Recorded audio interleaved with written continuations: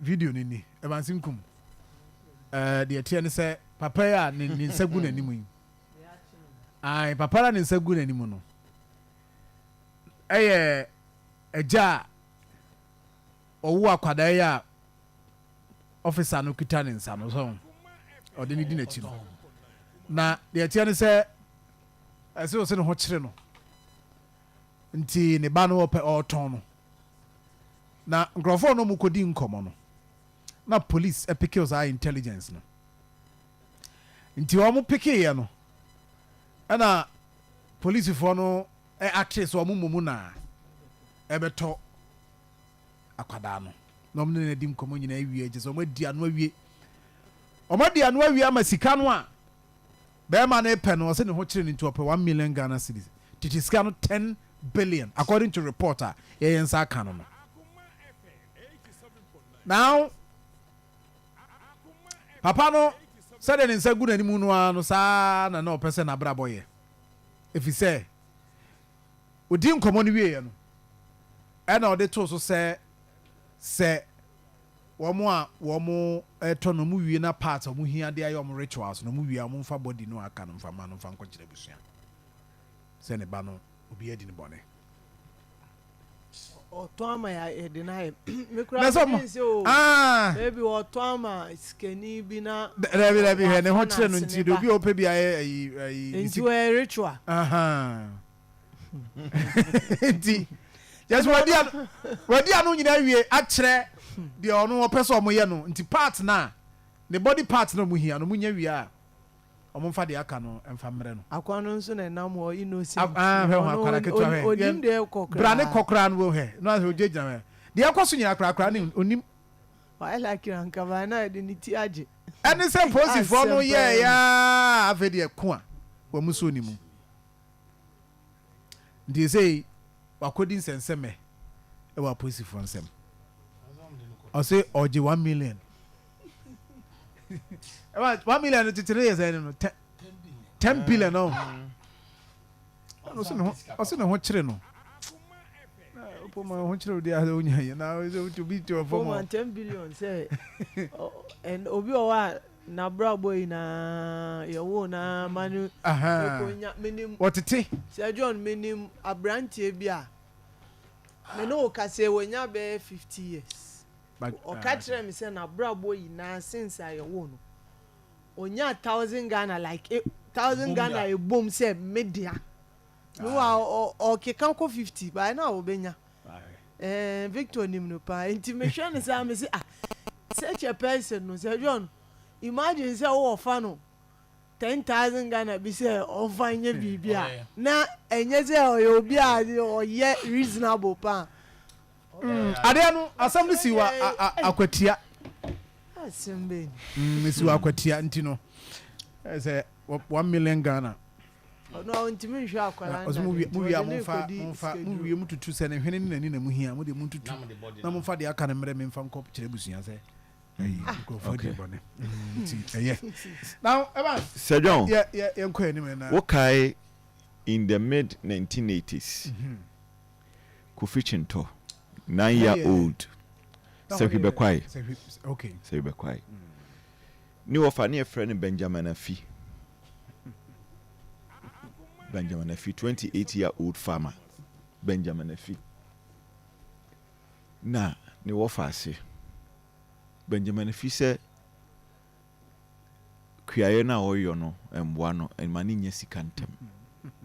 di sanete de ono ankasa ne wo fa ase woni amfie nkuno Coffee Agyemang but there in fact baby omkokun no obi di me ko ho makoho pen sport omkun no ne wo fa ne kun no minya obi di me ko na anu anda bia me ko say we important ho yes me ko share sport ho na Trinity sa Abranton say Rolling time to omo bonitu kun no omkun yes around that same time na abesim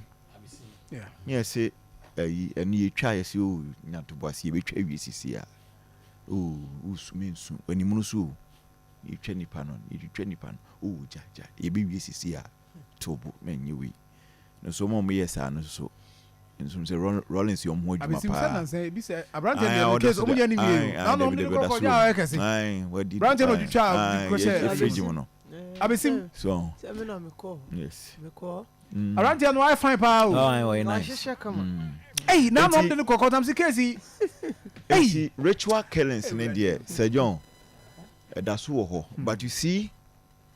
these are lazy people because obi ejina ka kwan mu mrantie ejina ka kwan mu eton biscuit eton ice water enye hwe kura no omunya sika bi de koto gari and beans gari ni adua gobe see them say ye kakra ayedai enye one of the expensive foods ni bi sa ba for omunya sika koto gobe sabio se wunya kura koto face the wall kura na enam mpo na so a Sir John enye nam ne nam yi wa so ye nam udidi no anwe nam asa wo ye nam nti ode nkate eye ode amoku aye nkate nkwan a onko ni dim odem you see hadwen nipa no mentality 1 Timothy chapter 6 verse 10 kan mame nipa pe benze 1 Timothy chapter 6 verse 10 pepe benze twa Timothy muma edikan etrensi a yimudu kan mame okay kan mame I am beso kan say why say midna by property so no it is here yes na yimudu edu Timothy muma edikan etrensi a yimudu ase na boni nyina hini nisikape yes ebinum di akire yes yira akwan na ode ya pi eye medase you see money is the root of all what but you see ka say money is the root anya sika papa o sika boni bi te say Benjamin physical na nkode ne wo faasi ko fichi nto konya no eno ne say sika boni na bible ne ka ho asem no ene de akoyi ekoyi so eno ne sika even ohini David can sembi o se Awurade ema mi nya me hu bibiri ni magime ema no so hia me makasa etia iti me da bia me pa me bono odi so dem finfi ma me nan finfi ho di me di ni mabusua bi di ni de eja me de beda wase de de bia ma ni flow debi we kan kwase asem yes na odi kokko no 3 na gari ni ebia kakra bi ni nyina ni edi nkomu na kwadu mienu Dino sa na se sebi nyame fa kwase sika se dia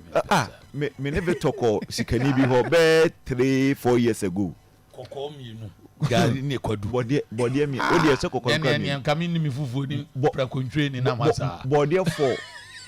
ena kontum ni atwi ni adi anwu agu so ena kusua bi da nche kusua nkwa wantimi ani anwie papa no kase kura we free wantimi ani kusua na anwie so me pese me ka busua 4 ya ka me boni din we very known contractor business me ke me presiding member le ko na me say Patrick eti sikani nyina ya achiri you we sikani nyina bibibi eti wo kwaji sikaduro ye say Peter fankrante ne hye ho na de otwese kan no oye dey enne ka be me nwa senka wu Sir John ka be me nwa pa because they die was street in so by must but was street in so e be me nwa pa senka wu so it is wo twese kan a wo be wu se kan no wo ko ton obi na sabi wo be ma wo ho ye den eni twa be ma na ko twa be ma se no so omo de koje na na mo baby se ni ana mi boa fa wo be ma fa wo be ma fa wo koje bi wo boa obusani I be better kon so tete ni atete se tete ma for di o me na wo be ma wo ho de wo fa koje ba wo di obi be koje na wadi de Sir John se obi could pay 1 million Ghana cedis. But I say about politics kakra so he said they are so what to say Dr. Nyaho Tamako say ayi mbrem asɛm ɛhia wɔ ghana ha paa de bom ne sɛ mepɛ sɛ mefa course kakra nto de wi na memfa Sir John, course kakra wi ana because sɛ woba km a yɛ sika kɛseɛ paa no ibrahim de ɔtaa bɛfa yɛ sectional address ne